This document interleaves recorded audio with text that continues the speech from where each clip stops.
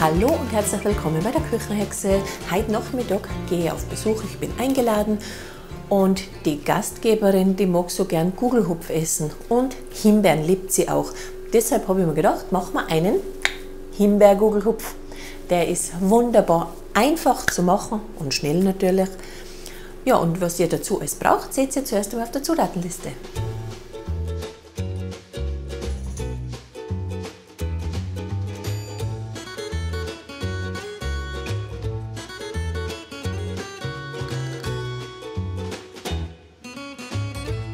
Ich habe mir die Zutaten natürlich auch schon vorbereitet.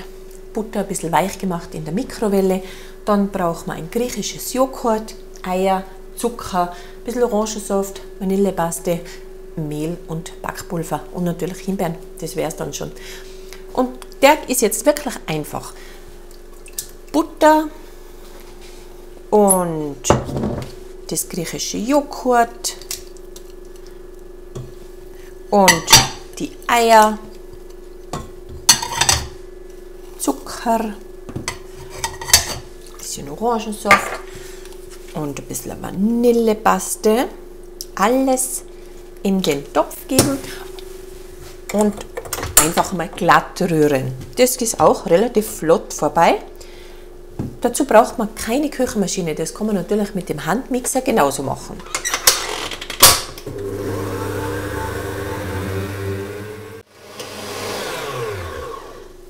So einfach und so schnell ist es vorbei.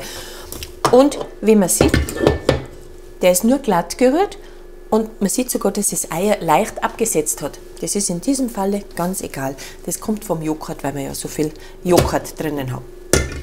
Das Ganze geben wir da jetzt heraus. Mehl und Backpulver habe ich mir da schon vorbereitet. Das geben wir da drauf einfach. Und das werden wir nur mit dem Schneebesen einrühren. Ist besser in dem Falle. Weil wenn man das jetzt zu lange rühren würde, das Mehl mit unserer Eier-Joghurtmasse, dann wird der Gugelhupf eher so kompakt. Dann wird er nicht luftig. Also wir rühren das jetzt nur mal mit dem Schneebesen ein. Das ist gleich vorbei. Nur bis das Mehl richtig verrührt ist, dass es eine glatte Masse ist. Und schaut mal, wie schnell das geht, das ist schon vorbei. Und jetzt haben wir eine wunderschöne, glatte Masse. Und ja, nicht zu lange rühren, gell? Nur ganz kurz einrühren das Mehl. Der Kuchen geht so schnell, dass ich sogar in der Zwischenzeit keine Zeit gehabt habe, dass ich mir die Backform noch einfette. Die muss man die Gugelhupfform richtig gut ausfetten mit Butter oder mit Trennfett. Ganz, ganz dick einfetten, damit er ja nicht kleben bleibt. Dieser Gugelhupf ist sehr feucht, durch das, dass eben so viel Joghurt drin ist.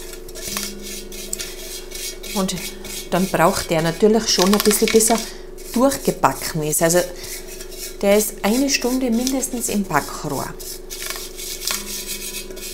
Die Himbeeren werden auch noch ein bisschen Flüssigkeit abgeben, weil ich nämlich frische und ein paar tiefgekühlte auch dazu gebe. Das ist, wie gesagt, schon ganz egal, ob eben frisch oder tiefgekühlt. Natürlich kann man da auch ganz andere Früchte nehmen, was man halt gern hat. Heidelbeeren zum Beispiel ist genauso gut. Und jetzt werden wir einfach unsere Früchte, unsere Beeren dazugeben. Meine DK und da habe ich ein paar frische. Nur unterheben. Und dann werden wir unsere Masse in den Gugelhupf, in die Gugelhupfform füllen. Noch einmal kurz durchschauen, dass richtig alles schön eingefettet ist. Und selbstverständlich kann man auch ganz andere Früchte für diesen Gugelhupf verwenden. Heidelbeeren, Brombeeren, die Ribiseln, wenn dann wieder Ribisselzeit ist. Oder einfach ganz nach Belieben. Ein bisschen verstreichen die Masse.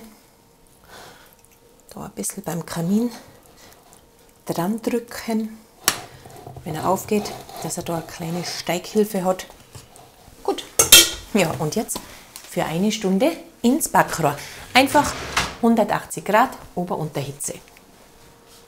Also bis später. Der Gugelhupf ist wunderbar aufgegangen. Ich habe genau 1 Stunde drin gehabt im Backrohr. Habe ihn in der Form noch ein bisschen auskühlen lassen und jetzt gestürzt und wunderschön ist er geworden.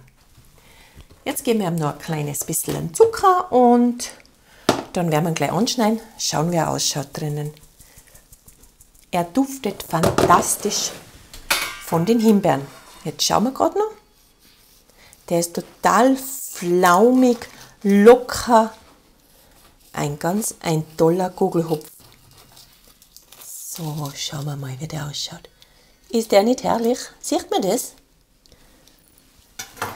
Ja, das war ein einfacher, schneller Gugelhupf.